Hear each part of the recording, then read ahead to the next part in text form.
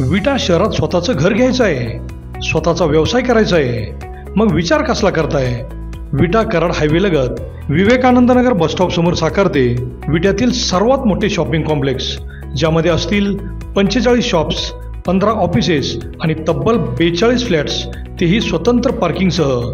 मुंबई पुण्यासारखे जीवन जगताना आपण अनुभवाल walking track, मंदिर, गार्डन, जिम, स्विमिंग पूल, 24 तास सतर्क सिक्युरिटी, CCTV कॅमेरे, बेसमेंट पार्किंग व अन्य बऱ्याच सोयीसुविधा. चला तर मग आजच आपले बुकिंग निश्चित करा.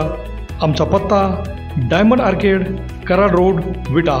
संपर्क राजू पाटील किर्दत 93 222 68 103 व हनुमंत किर्दत 930 983 94 77.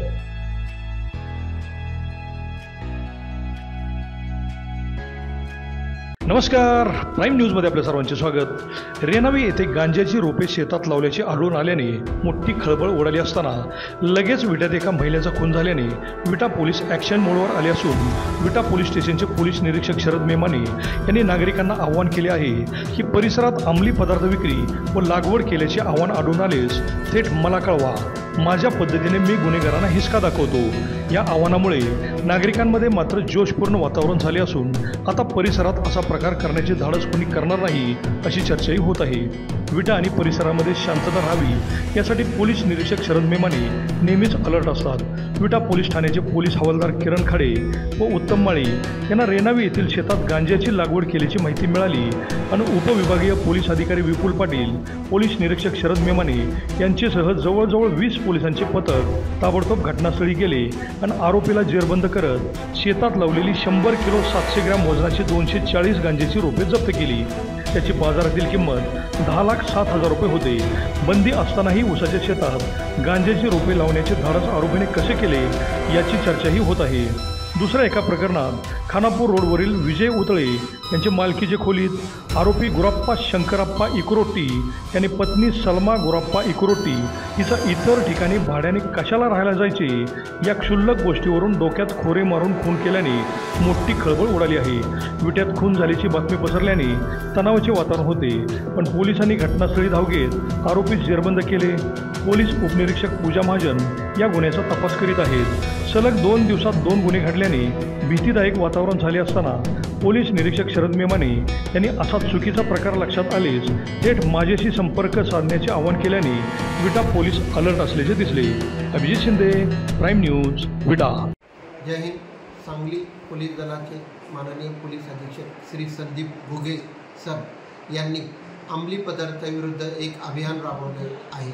सदर अभियानाच्या अनुषंगाने पोलीस स्टेशनला आम्ही विटा येथे पथक नेमण्यात आले होते.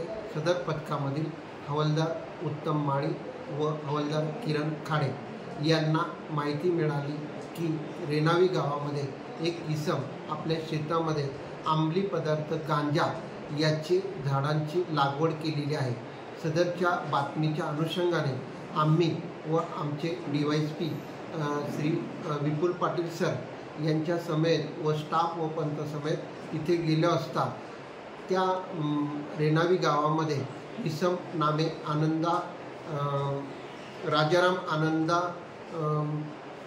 गुजले याने आपल्या गट नंबर 378 मध्ये एक गांजाची रोपे लावलेले आढळून आले.